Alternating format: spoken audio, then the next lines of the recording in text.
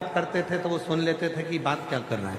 कोई जीव जंतु आपस में बात करते थे तो केकई नरेश को मालूम पड़ जाता था कि बात क्या कर रहे हैं। ये वर केकई नरेश को था और केकई नरेश को वर के साथ में एक और वचन था, केकई नरेश तुम पक्षियों की बात सुन लोगे, तुम पशुओं की बात सुन लोगे, तुम जीव जंतु की बात सुन लोगे, पर तुमने अगर किसी को बता दिया कि ये पक्षी आपस में क्या बात कर रहे हैं, उसी दिन तुम्हारे प्राण छूट जाए, उस दिन तुम मर जाओगे, तुम्हारे प्राण चले जाएंगे। केकई नरेश ने वचन दे दिया कि मैं इस बात को किसी को नहीं बताऊंगा। केकई नरेश आराम से रहने लगे। समय बीत गया। एक दिन अपनी पत्नी के साथ में केकई नरेश माता केकई की माता के साथ में केकई नरेश अपनी पत्नी के साथ में भ्रमण को चले और दो पक्षी आपस में बात कर रहे थे और केकई नरेश उनको सुनकर हंस दिया। तो केकई की माता ने उनसे कहा, आप क्यों हंसे? पति ने कहा, ये दोनों पक्षियों की बात सुनकर हंसा। तुम बात जानते हो? हाँ। मुझे बताओ कि आखिर हंसे क्यों? केकई नरेश ने कहा, मैं बता नहीं सकता, अगर मैंने तुझे बता दिया तो मैं अभी के अभी मर जाऊंगा। पत्नी कहती है, भले अब भी मर जाओ, पर तुम मुझे बताओ कि तुम हंसे क्यों? क्या बात करी पक्षियों ने? केकई नरेश ने बहुत समझाया अपनी पत्नी को कि मैं बताऊंगा और मर जाऊंगा, पर केकई नरेश की पत्नी ने जिद पकड़ ली कि भले मर जाओ पर तुम मुझे बताओ। तब केकई नरेश ने दोनों पक्षियों की बात जैसे ही अपनी पत्नी को बताया, बताते से केकई नरेश के प्राण छूट गए, मर गया। मंथरा जानती थी माता पिता के संस्कार एक ऐसे संस्कार होते हैं जो जीवन में हमेशा अपने भीतर रहते हैं। इसलिए मंथरा आएगी, तुम्हारे को भड़काने का प्रयास करेगी। बहू तुम्हारी गलत है, सास तुम्हारी गलत है, बेटा ऐसा है, बड़े बेटे ने ऐसा कर दिया, छोटे बेटे ने ऐसा कर दिया, उसने वैसा कर दिया, उसने वैसा कर दिया। ये मंथरा धीरे धीरे धीरे धीरे स्लो पॉइजन तुम्हारे कानों में देना प्रारंभ करेगी। और याद रखना, ये तुमने जो अगर मंथरा की बात को सुन लिया तो तुम्हारा घर टूट गया, फिर वो घर संभल नहीं पाया, फिर टूट कर ही रहता, टूट ही। अब कई लोग कहते हैं, गुरुजी मान लो कोई ने अगर हमारे कानों में आकर कुछ कह दिया और हमने सुन लिया और सुनकर हमारा घर टूट गया, तो उस घर को वापिस जोड़ना है तो क्या करना पड़ेगा? तो कितनी सुंदर बात कही है, लोहे को काटने के लिए लोहे का प्रयोग करना पड़ता, रोग को मिटाने के लिए दवाइयों का प्रयोग करना पड़ता। उसी तरह अगर तुम्हारा घर दूसरों के सुनने से बिगड़ा है तो तुम्हारा घर शिव महापुराण की कथा सुनने से सुधरना प्रारंभ हो जाए। सुनने से बिगड़ा, यदि घर सुनने से बिगड़ा है तो सुनने से ही सुधरेगा। दूसरे का कहना सुना, घर बिगड़ा। अब शिव पुराण सुनो, घर सुधरेगा, घर सुधरेगा। और ये बात केवल सहजता वाली विषय नहीं है कि रामचरितमानस शिव महापुराण में जब भगवान शंकर का विवाह माता पार्वती जी के साथ हो रहा था, हिमालय राज ने पूरा साज सजाया था, बहुत सारे कलश लगाए थे, तोरण द्वार लगाए थे, मंडप लगाए थे, पूरा साज सजा हुआ था, पूरा संपूर्ण साज। शिव जी का विवाह पार्वती के साथ।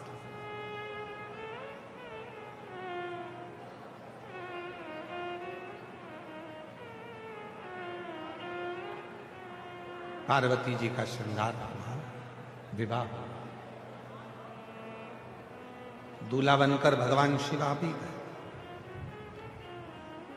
पार्वती जी के साथ उनका विवाह होने लगा।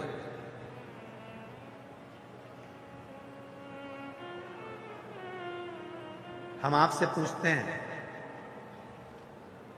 शादी के समय पर जितनी लड़की खुश दिखती है उतना लड़का खुश नहीं दिखता। तुम पूरी दुनिया के दूल्हा और दुल्हन को देख लेना, और बल्कि स्टेज पर अगर लड़की ज्यादा खुश दिखती है तो पति का मुंह देखकर बेचारी वो भी मुसद्दी लाल हो जाती है, एकदम चुप, ज्यादा हंसूंगी, मुस्कुराऊंगी, अपनी बहनों से बात करूंगी, सहेलियों से बात करूंगी, इनका मुंह मेंढक की तरह लटका हुआ है तो मुझे भी ऐसे ही करना पड़ेगा। बोलती चेहरा उतरा है।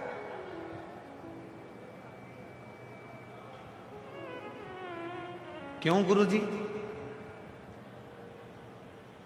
पार्वती जी के भी चेहरे पर बहुत मुस्कुराहट थी, शादी के समय पर हंस रही, मुस्कुरा रही, और पार्वती मैया खूब मुस्कुरा रही, खूब हंस रही, प्रसन्न होना चाहिए। जिंदगी के ये जितने 16 संस्कार हैं, जीवन के जितने 16 संस्कार हैं, इन 16 संस्कार में आपके चेहरे पर प्रसन्नता होना चाहिए, मुस्कुराहट होना चाहिए। और यहां तक शिवपुराण कहती है कि आखिरी का जो संस्कार है ना, अंतिम संस्कार, शिवपुराण कहती है उसमें भी आपके चेहरे पर मृत्यु की सैया पर भी अगर आपके प्राण छूट रहे हैं तो मृत्यु की सैया पर भी आपके प्रसन्नता होना चाहिए कि अभी तक संसार से मिला था, अब जा रहा हूं उस परमात्मा से मिलने के लिए। ये मेरे चेहरे की प्रसन्नता है, प्रसन्न।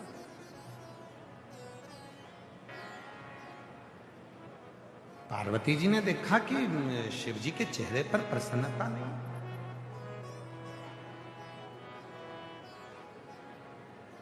क्या बात है,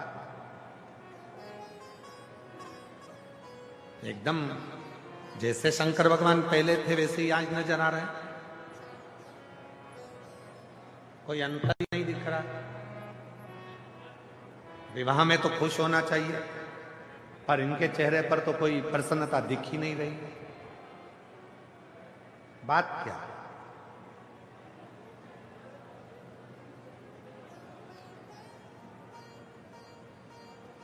पार्वती जी ने धीरे से घूंघट की ओट में शिव जी से पूछा, क्या बात है प्रभु, आपकी हमसे शादी हो रही है, हमारी आपसे शादी हो रही है। मेरे पिता हिमालय राज कन्यादान करने के लिए बैठे हैं, मेरी मां मेनावती भी कन्यादान करने के लिए बैठी है, और आपके चेहरे पर प्रसन्नता नहीं, आप मुस्कुरा नहीं है। शंकर भगवान बोले, पार्वती, जिंदगी का कोई सा भी पहलू हो, घर में करोड़ों का धन भी आ जाए ना, तो व्यक्ति को अपने पुराने समय को नहीं भूलना चाहिए। और जिंदगी में कितना भी दुख आ जाए, व्यक्ति को अपने पुराने स्मरण को नहीं भूलना चाहिए। सम रहे, सम सम रहे, हाँ सम। मैं समझी नहीं। शिवजी ने कहा, पार्वती,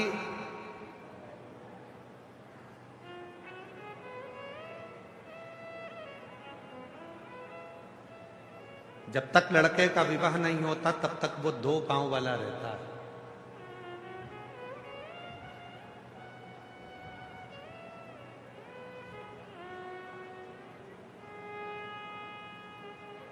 दो पांव का रहता है, कहीं पर भी जाता है, कहीं पर भी आता है, मानव का जीवन जीता है, खाता है, पीता है, रहता है। शादी हो गई, उसके साथ में 2 पांव और जुड़ गए। अभी तक वो मानव था, अब 4 पांव वाला हो गया, मतलब वो पशु हो गया। कितने पांव का हो गया? जम के बोलो। जिसके साथ वो फेरे ले रहा है, 2 पांव उसके हैं, 2 पांव पीछे पीछे जो चल रही है उसके हैं। अब वो 4 पांव का हो गया, पशु हो गया।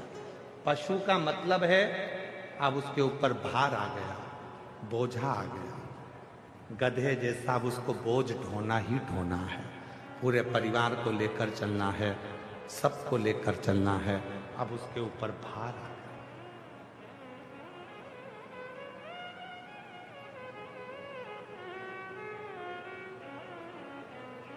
पशु बन गया। दुनिया के लोग कहते हैं शंकर भगवान पशुपतिनाथ है। शिव महापुराण में भगवान शंकर के विवाह का प्रसंग कह रहा है कि भगवान शंकर पार्वती जी से कहते हैं कि केवल मैं अकेला पशुपतिनाथ नहीं हूं। जिस लड़के की शादी होती है और वह अपनी पत्नी के साथ जब 7 फेरे लेता है तो वो भी पशुपतिनाथ बन जाता है, वो भी पशुपतिनाथ। मतलब अब तेरे ऊपर भी भार आ गया। अभी तक 2 चरण थे, अब 4 चरण आ गए। अभी तक 2 पांव थे, अब 4 पांव आ गए। जब 4 पांव आ जाए तो समझ लेना कि बोझा ढोना चालू करना है, सबका वजन ढोना है। ससुराल वालों को भी झेलो और अपने परिवार वालों को भी झेलो। वो कुछ बोले उनको भी झेलो, वो कुछ बोले उनको भी झेलो। सारे रिश्ते नाते कुटुंब कबीला सब बोझा कंधे पर आ जाता। तो इतनी सी बात पे डर रहे हो? पार्वती जी ने कहा इतनी सी बात पे डर रहे हो? शंकर भगवान बोले इतनी सी बात पे नहीं डर रहा। 4 पांव के बाद में 6 पांव भी होंगे। समझ गए आप लोग? जम के तो बोलो जरा। 4 पांव के बाद कितने होंगे? 6 पांव। हमारे 2 बच्चे भी होंगे। और 6 पांव किसके होते हैं?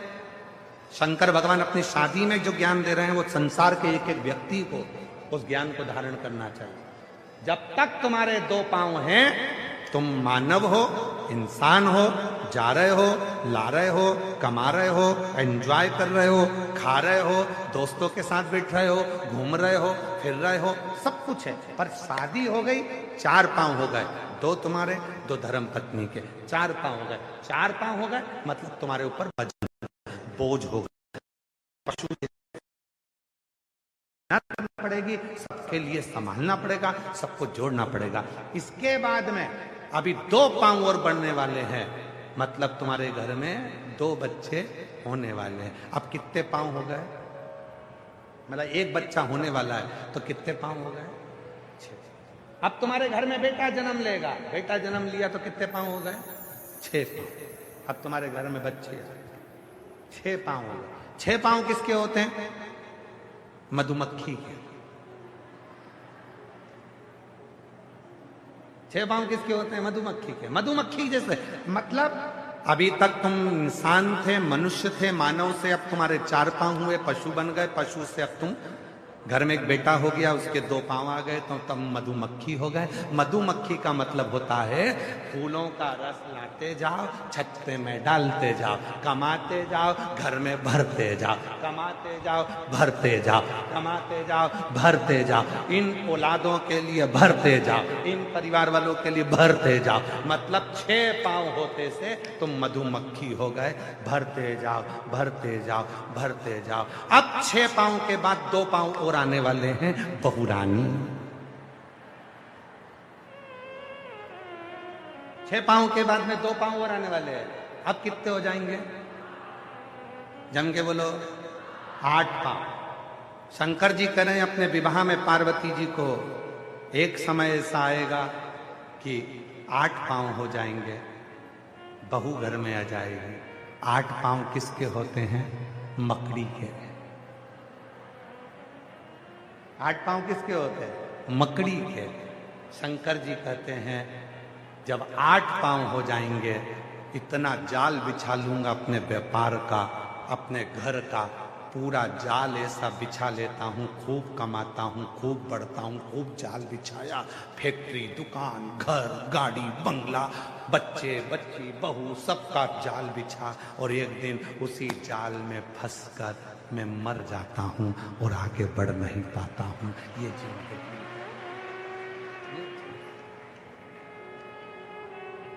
अब बता पार्वती, शादी में मुस्कुराऊं कि एक जैसा रहे? अब बोलो बोलो। मुस्कुराऊं? वजन बढ़ा, वजन।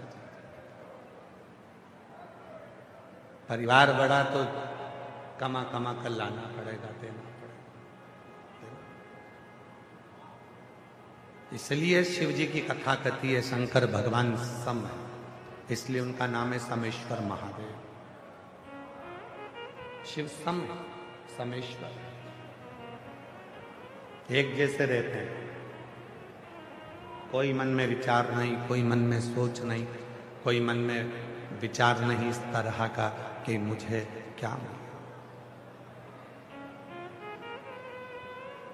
फिर वो किसी ने एक बहुत सुंदर बात कही कि 4 दिन की चांदनी फिर अंधेरी, फिर वही।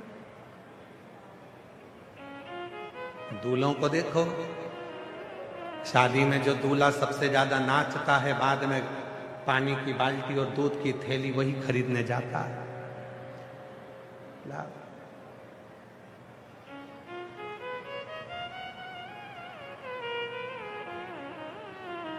इसीलिए शादी के समय पर रात्रि के 9 बजे से लेकर 11 बजे तक ढोलक पीट पीट के माताएं जी गाती है, बना तुम मुंबई जाना जी, बना जी लहंगा लाना जी, बनी फिर पहन के आएगी, बनी फिर यूं इठलाएगी, बनी फिर यूं फरमाएगी, तुम्हारा झुमका गिरा रे। फिर वो परम क्यों कठिन।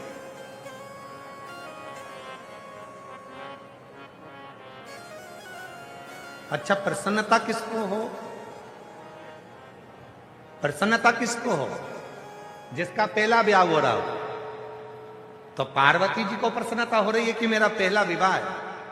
शिव जी को काय की प्रसन्नता? उनको मालूम है कि मेरी 50 तो पहले चली गई है, ये तो 51 भी है।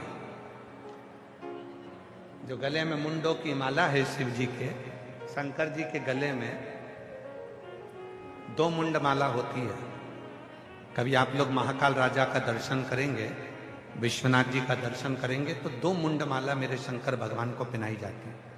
एक मुंडमाला में गले में हड्डियों की मुंडमाला होती है, खोपड़ी खोपड़ी, आप लोगों ने दर्शन करा हो। दूसरी मुंडमाला में मुंडों में मूंछ होती है, जो मुंड है उसके अंदर मूंछ होती है। 2 मुंडमाला भगवान शंकर के गले में होती है। एक हड्डियों की, वो हड्डियों की जो मुंडमाला होती है वो पार्वती जी जो पूर्व में अपने शरीर को त्याग चुकी थी 50 बार, उनकी वो मुंडों की माला शिव धारण करते हैं। सती, गौरा, उमा, कात्यायनी, कुष्मांडा, स्कंदा, बगला, मातंगी, धूमा, ऐसी माता पार्वती जी के जो स्वरूप पहले हो चुके हैं, उसकी कमला, मातंगी,